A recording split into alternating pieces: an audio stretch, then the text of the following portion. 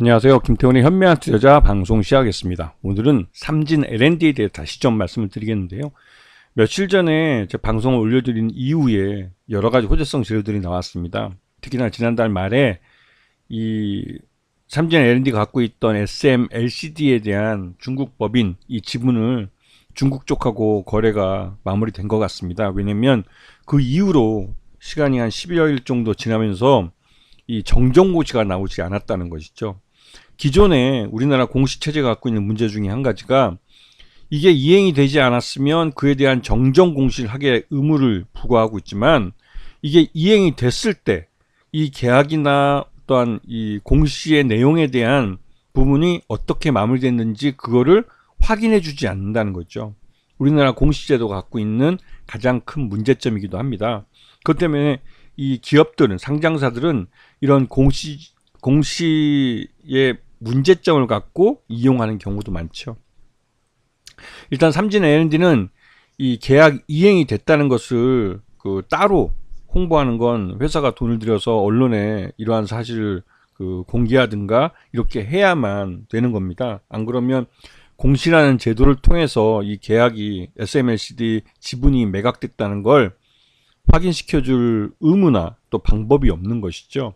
그래서 따로 이제 언론을 통해서 보도를 해야 되는데 그런 보도자료를 내기도 참 어렵고 그런 문제가 있습니다. 지난번에 잠깐 설명을 드렸지만 삼진 L&D는 삼성과 거래를 오랫동안 해온 그 협력업체입니다. 삼성전자나 삼성 SDI 또 삼성 디스플레이 이런 업체들과 꾸준히 거의 한 아버지 때인 그 이경재 회장이 사업을 시작해서 꾸준히 이제 삼성과 그 협력 관계를 가져왔기 때문에 삼성 쪽에서는 좀 챙겨주는 그런 협력업체라고 할 수가 있죠. 이제 대를 이어서 그 아들인 이명종 대표가 이 회사를 물려받아서 경영을 하고 있습니다. 그래서 아버지 때 사업이었던 디스플레이 부품 쪽은 삼성 디스플레이가 LCD 사업을 정리하면서 이쪽은 이제 정리 수순을 밟고 있고요. 그래서 따로 이를 대체할 수 있는 주력 사업으로 이 2차전지 쪽 부품과 또 ESS, 에너지 저장 장치 모듈 케이스 쪽을 키우고 있습니다. 특히나 이제 ESS 같은 경우는 지금 시장이 크고 있는 사업 분야고 또 삼성 SDI도 이쪽을 키우기 위해서 해외 파트너들을 꾸준히 찾고 있고 또 얼마간의 성과를 내고 있다는 보도가 나오고 있기 때문에 이 삼진 L&D도 삼성 SDI와 협력 관계를 가지면서 죄송합니다.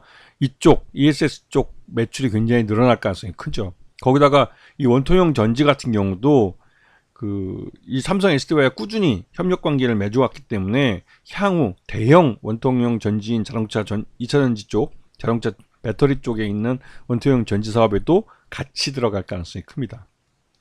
자, 그래서 지난 1분기 실적을 놓고 봤을 때 전체 매출액의 60% 정도가 ESS, 에너지 저장창 쪽과 이 2차전지 가스켓 쪽, 2차전지 뚜껑 쪽이죠. 뚜껑 쪽에서 나온다고 말씀을 드렸습니다. 그거 외에 이제 큰 게 이제 피니셔라고 해서 복사기, OA 쪽, 그쪽 부품 쪽이고요. 그래서 지금 현재 삼성 SDI와 주로 협력을 하고 있기 때문에 삼성 SDI 실적에 연동되는 그런 특징이 있습니다. 특히 이제 삼성 SDI 같은 경우는 지금 해외에서 현대차와 기아의 각형 배터리를 납품하고 있는데요. 이런 각형 배터리를 납품하는 이런 협력 관계가 국내에서도 이어질 가능성이 큽니다. 이거는 삼성 SDI가 원통형 배터리나 또 다른 전고체 배터리에서 다른 경쟁사보다는 한 발 앞서 있는 개발 능력을 보여주고 있기 때문에 삼성 SDI가 현대차와 기아와 협력 관계를 늘려갈 가능성이 크죠.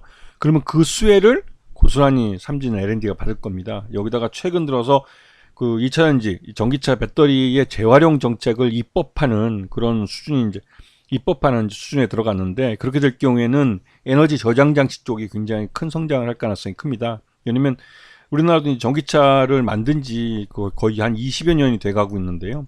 20여 년이 되다 보니까 21세기에 들어와서 만들어진 초기형 이 전기차들은 이제 폐차가 되기 시작했습니다. 거기서 나온 이 전기차 배터리는 그냥 해체를 해서 그냥 없애버리든지 아니면 이거를 거기서 남아있는 잔존, 그러니까 사용량이 남아있는 배터리는 뭐 ESS 사업, 즉 에너지 저장 장치 쪽에 또 2차적으로 재활용되어 사용되고 하는 그런 쪽으로 이제 점점 정책이 만들어지고 있죠. 그리고 안 그러면 이 해체하면서 거기서 나온 이 소재들을 재활용해서 회수해서 이제 다시 다른 전기차 배터리 쓸 때 만들 때 거기에 이제 재활용에 사용되는 거죠. 이거는 이제 그러니까 미중 간 이 무역 전쟁 속에 이 중국산 배터리 소재를 사용량을 이제 규제하려고 하는 미국의 움직임, 또 EU, 유럽 쪽의 움직임을 맞춰서 이제 이 배터리 재활용 사업이 이제 수익성을 갖게 되는 그런 의미가 있습니다. 그래서 지금 1분기 실적을 놓고 보면 매출 외형은 좀 늘어났지만 영업이익이나 또 단기 순이익은 대부분 적자를 나타내고 있어요. 이게 아직까지는 이 삼진 L&D가 아버지 때와 그 아들 때로 이제 경영권이 넘어가면서 사업이 완전히 이렇게 바뀌어지지는 않았기 때문에 나타난 현상입니다. 수익성을 끌어올려야 되는데 이 수익성은 이 규모의 경제를 달성할 수 있어야만 할 수가 있는 것이죠.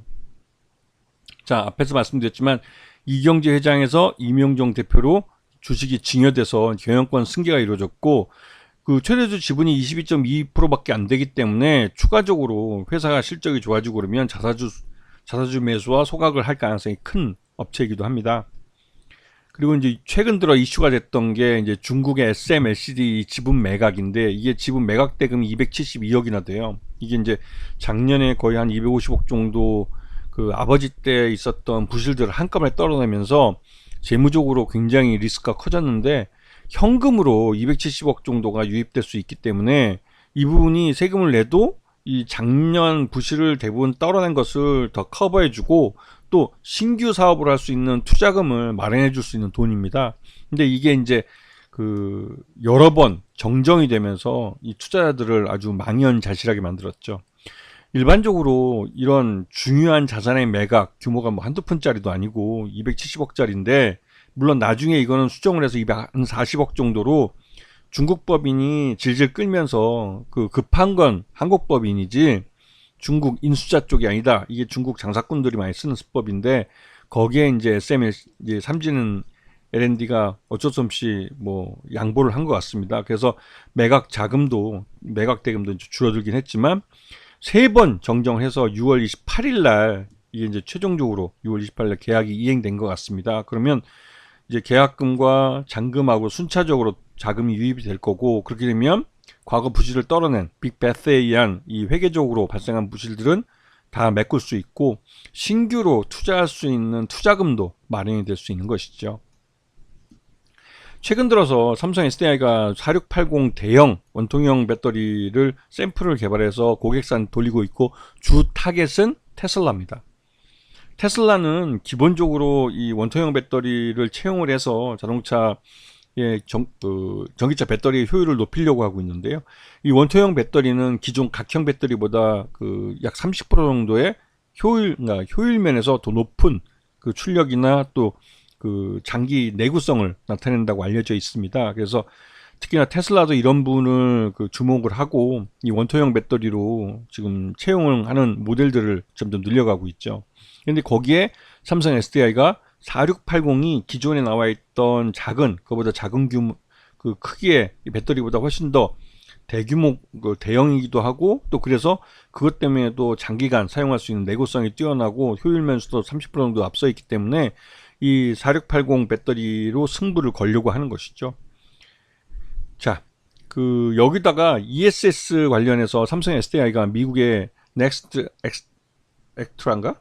이 회사 이름 좀 어렵네요. 하여튼 이 미국 에너지 회사 쪽에다가 ESS를 장기 계약을 하려고 그러는데 이게 한 1조 원 규모로 알려져 있어요. 근데 여기에 들어가는 보시면 여기 이제 ESS 요 배터리 케이스들인데 요 하나하나의 케이스들을 다 삼진 L&D가 하고 있습니다. 그래서 이 삼성 SDI가 수주 물량을 크게 가져오면 이건 이제 삼진 L&D에게는 일감을 확보한다는 의미가 있죠.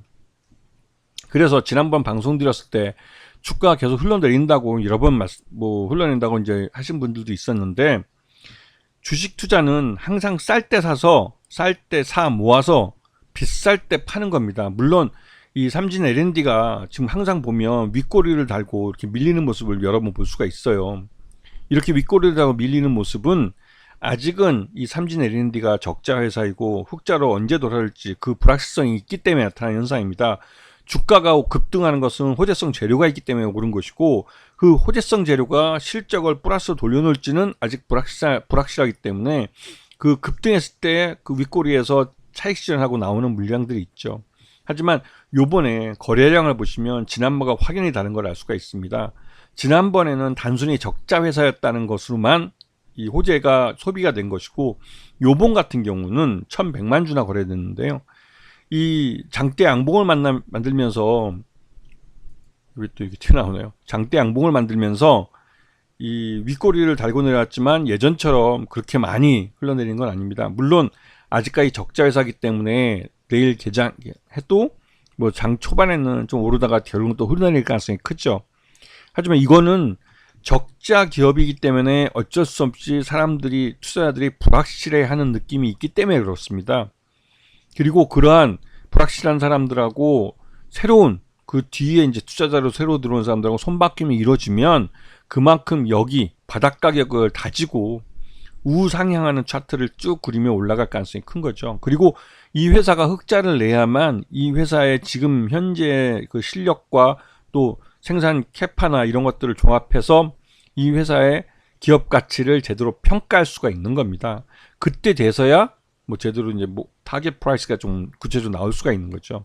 그 전까지는 적자 회사를 투자할 때는 항상 장님 문고리 잡듯이 하던 그런 게 좀 있긴 있습니다. 그래서 적자 기업에 투자하는 투자자들은 굉장히 과감하고 용기 있는 투자자들이고, 자기가 선택한 그 종목에 대한 확실한 자신감이 있어야만 오래 버틸 수가 있는 거죠. 또 그런 분들이 결국은 발목에서 서서 상태에 팔 수 있는 겁니다. 아시겠죠?